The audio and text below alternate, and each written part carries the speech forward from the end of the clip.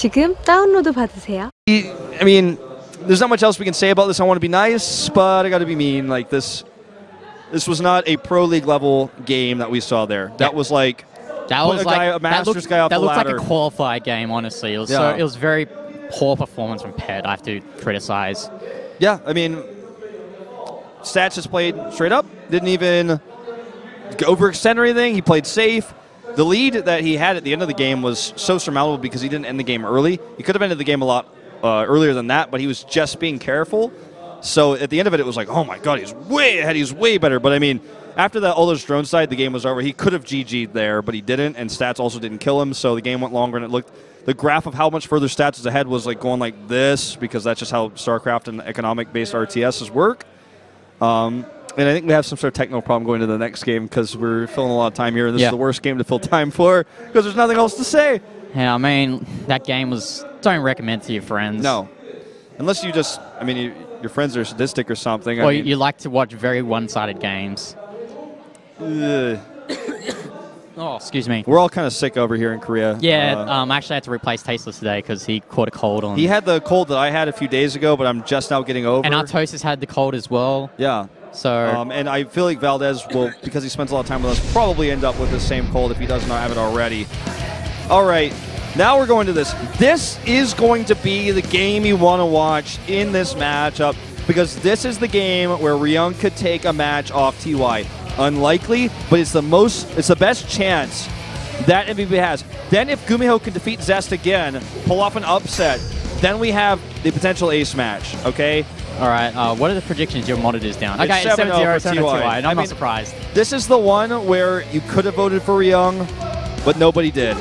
Because, fair enough to say, TY is the better player. But guys, let's go into the second game to see if TY can go into that 2-0 lead.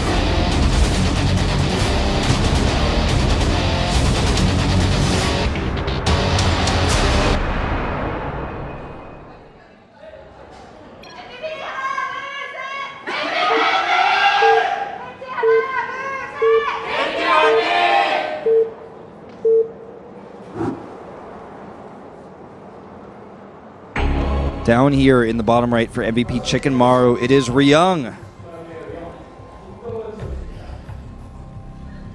And spawning here at the top left for KT Rollstar, it's the Red Terran, TY.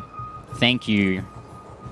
Actually, his TY means Taeyong, which is his name, but I always like to call him thank you because TY, like, thank you. It's, you know, it's one of those pet peeves as a caster living in Korea. I'm sure you get these as well. When someone calls him Ty, I'm like, no, or people call MC Mook. I've never heard that one before, but... I'm like, you mean Mick? Like if he was on Chicken Maru, he'd be like, Mick Chicken Maru? Like, I don't know. Or like SC, he was also one of those two-letter characters. I don't think anyone called me... in Heroes of the Storm, other casters call him SC, and I'm like, guys... It's supposed to be Sungchul. It's just SC. Does anyone actually call his ID by Sungchul, or just call him SC or I think everyone just calls him SC. Yeah. Like, some of the Korean commentators occasionally will call him SC to be official because that is what his ID appears in Battle.net. But the reason why people with two-letter IDs have four-letter IDs, which is a repetition of the two-letter IDs, is because you're not allowed to have less than 3 characters in game. But if you had TYT, that would be weird. So you repeat the name. That's why Jaedong also has JD. No, JD. actually, I believe he had to change to JD because you couldn't actually have the name Dong in your ID for some reason. Yeah, but then he became JD, but because JD didn't fit, he had to be JD. JD. But everyone knew him as Jaedong, so everyone just called him Jaedong. That's right.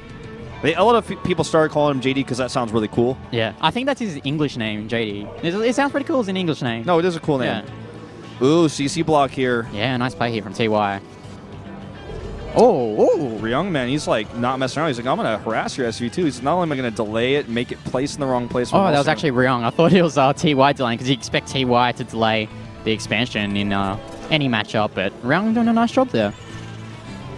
And I voted against Ryung here, but I do want to reiterate, I do feel this is the best chance MVP has at taking a game versus KT.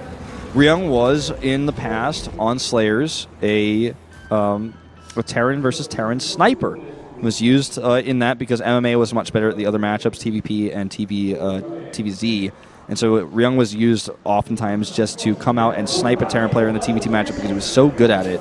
And your monitor just came off. So I know, I'm like hoping this doesn't keep happening. Okay, well, we'll work off my... Okay, there we go. All right, this happened a few times yesterday, so sorry if it went black for you guys too, but we're all good. So we see a quick reactor here from TY. Looks like TY wants to proxy something? No, I think it's just there, just... Because he's already got his starport in his main, so... Yeah, he just started, so maybe he was thinking about doing it. He changed his mind. He's going to go for a later scout. He's going to get a quick Hellion as well. Actually, both these players getting that quick Hellion, but it looks like Ryung, he's opting to go for the Tech Lab starport, so we could see Banshees. He's doing fastest Banshee possible, too. He's going into the Tech Lab or building the starport itself into the Tech Lab that's already finished. Nice scout denial here. And he will have the faster cloak, obviously, assuming that TY also goes for cloak. He has the faster Banshee because he did the placement. He's actually and Ryung is going for a drop instead, or rather TY. You got me on the flip-flop here now. Yeah. And, okay, I got it. Okay, I'm just going to use my observer monitor for now on. Go for it. But, yeah, so looks like two different builds here from both players, as you said. Ryung going for the cloak Banshee, and TY of KT going for that Medivac with those Hellions. So we see those Marines being pumped out of that reactor as well. So we're probably going to see a lot of that Medivac, Marine, Hellion Harasser. It's been so popular in all iterations of StarCraft 2. Yeah, ever since the beginning. TLO, one of the first players to actually do this on like Scrap Station in the HDH Invitational. The first like competitive StarCraft matches we had, he was doing stuff like this when he was playing Terran and playing Random. Very, very powerful build. A nice split up here at the top of the ramp from Ryung, though. He might be able to hit a timing here before the Banshees come out. And even if the Banshees do come out, he has to use it on defending here because he has no ground units to help Oh my god, so much damage going to be done to these SCVs. The second Banshee's about to come out. The first one is going for some harass, but I'm not sure if it's ever going to be able to do this much damage. 10 SCVs and forcing a lift. One Cloak Banshee cannot accomplish that. Back at home, a Cyclone is already on the way as well. So if he saves a scan here, this Banshee is dead. And there's the scan. Oh, it actually gets away, but it's so low health. It's such a low HP that it's very risky for him to go for another attack. Yeah, but this is the thing I'm saying, like 2 kills versus 12 kills and a forced lift. He's getting a Cyclone to deal with this as well. I'm not really sure if that's the best thing for him. I think he should be getting a Siege Tank because he needs that splash damage to deal with those Hellions and Marines. Oh man, look at this, just using the medevac now to keep these units alive. So cute here from TY. And there's the scan. There you go. This game is going to be a tough one for Ryung to win. He does have a large army massed up here, and he has a siege tank coming out, like you said. That being said, though, he doesn't really want to move his army down that ramp where those Hellions are. Oh my god, TY, why are you so good? And why are Cyclones so bad? Like, you just like cancel the lock-on. So it's one of the reasons why Cyclones aren't used too often as fighting units in this matchup, because whatever you're attacking just gets lifted. Basically, what TY is using is showing us a great usage of the load command today. That's our lesson for today. TY's load command with the Medivac. And these Banshees are getting kills, but is it going to even out to what Ryung's taken so far? I don't think so. Nud drop as well. Yep, and this is exactly the timing that he wants to hit with because he knows Ryung is going to be moving out to counter pressure because of all the damage he took, but he massed up a larger army. The second that move out happens, he gets this drop on his backside. And here comes another Banshee, but there's a turret up. The drop does get shut down by Ryung's units he had defending here. But again, this Banshee's just doing nothing. There's a Raven, a turret, and a medevac, which can not only load, but also heal the SCVs that are under attack. This timing window for Banshees is basically over. With 2, he can one-shot SCVs, but do you really even want to be sending Banshees in there where there's Vikings out as well as that Raven? Don't forget, TY's getting his own counter cloak, so he's going to be able to come across the map and go for that attack as well, and that same sort of counter harass. Yeah, I love the play from TY going for that late cloak, because we've seen in the past players like Maru using that late cloak to such a great advantage with their Banshees, and TY is one of those players that you can argue has a similar level of control to Maru, so I'm looking forward to how well this Banshee does for him. It's like TY was considering even dropping on top of that sieged up tank here. It's just going to bide his time. He'll be forced out by these Vikings, which is also going to pose a threat to his follow-up Banshee. That one Marine survives, but will be killed by the tank. A bit of sloppy play there from TY. He could have got it away with that boost, with that medevac, but I don't think it's going to amount to too much in this game. I don't think so either. I mean, the one thing I do worry about for TY is it looks like he's kind of... Like, why is he not getting stem? Is he really just relying on winning this next push so hard that he is just going to simply end the game off of it? Because right now, you know, he is getting +1, but it's like, where's the rest of the transition point? I feel a little harassment going down here in the main base, but Ryung is going to have stim, and that will dictate the pace of the next fights. It's almost like he forgot it. Yeah, you have to also remember that Ryung does have a larger Viking count as well, so he's going to be able to control the airs away from TY if TY decides to do some harassment. He needs to deal with this Banshee, though. There's nothing here. Like, yeah. He doesn't have like a Raven or anything like that, so... He needs to scan. He has enough energy. It should be with 4 Vikings an easy kill. But 10 SCVs to the 6. Still a positive trade for TY, who's up 11 Harvesters right now. Both players have 3rd CCs. I mean, did he get stim when I missed it? Like, no. Where's that stim at? He needs to get that. I mean, that's... Marine Tank is only half as good if it doesn't have stim. Yeah, it's very peculiar to see no stim here from TY. And Ryung is hitting all these barracks like he's... Actually, oh no, I was going to say, are we going to see mech from TY? I was like, no, he's just very late with his stim. He's just forgetting it. Like, okay, now he starts it, but as the observer is highlighting here, like, this is a big problem.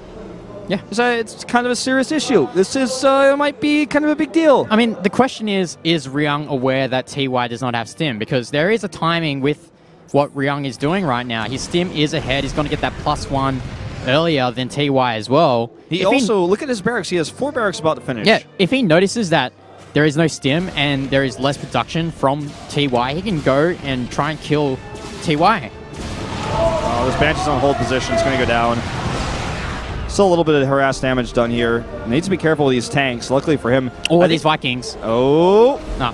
Okay. It's going to become very apparent very quickly that there's no stim for TY when he doesn't use it in these upcoming fights. And TY, or rather Ryung, just got all those barracks synced up. So he's got a huge amount of production right now. 4 reactors about to pop down. Here is a drop, though, at 3rd base, and he's going to take out those mules, stop mining. Oh, he's losing this Viking fight because of the PDD as well. I mean, oh, nice positioning here from the tanks of TY. He's going to swipe these supply depots, and that's going to be very frustrating for Ryung. He has to rebuild those depots unless he wants to be supply blocked. My God, this is inexcusable. And now, he needs to, did he even notice? Like, he didn't scan and kill that, and he can't even land that orbital until he does. Combat shields are done. His reactors are done, but he's so severely supply blocked they can't use the barracks he just made, the reactors he just finished. And TY's stim is about to finish as well, and also his +1 weapons is done. His +1 armor is nearly done as well, and TY is doing a very good job just keeping Ryung into his base during a time where it's very vulnerable. Just chasing this drop with Cloak Banshees here. There's only 2 Marines in that, so it's not even important. Oh, wow. Nice job, but he's going to lose a Banshee for it. Like, was it worth it? Absolutely not. Now we have the 9 reactored Marines coming out at a time, but it's too little too late. The stim timing that you mentioned, he didn't notice it. It was missed. Look at the supply count. It's crazy because he waited for those reactored barracks to come up, but I don't think he'll be able to outproduce TY in this situation. Because you have to remember, TY's 3rd has been up for quite a considerable amount of time compared to Ryung's, which was delayed by that drop. Yeah, he didn't have to lift it or anything too. He has the better upgrades. He's missing combat shields though. Another upgrade that's missing for TY that's really important. Because that just means all the Marines of Ryung have more hit points. And it's very brief, this advantage, but it is significant enough that if they take a straight-up Marine versus Marine fight, it will win him the battle. The problem is that TY knows this as well, and he's never going to allow that to happen. He's going to always have his Marines next to siege tanks to where this is not going to be an issue. Yeah, it looks like the Marine count is evening up for both players, and the thing is, though, TY has more tanks. And if these tanks position in the just right place, then... Oh! Like this? Yes. You can't take this fight. Yeah, you have to run back and reestablish your positioning. Look at how little combat shields matter to those siege tanks. And now he just holds his position. TY knows he doesn't have them, and that he just needs to take a fight with his siege tanks together. And if he can consistently do that for a few more seconds, his is about to finish. In fact, it does right now.